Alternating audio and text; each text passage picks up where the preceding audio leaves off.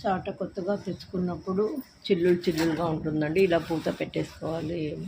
దానికి కావాల్సిన వస్తువులు నానబెట్టుకున్న మెంతులు, న్యూస్ పేపర్ నానబెట్టుకున్నవి, పసుపు అండి. మిక్సీ పట్టేసుకో. కొద్దిగా మెంతులు వేసుకున్నానండి, కొద్దిగా న్యూస్ పేపర్ వేసుకోవాలండి నానినవి, కొద్దిగా పసుపు వేసుకొని మిక్సీ పట్టాలండి.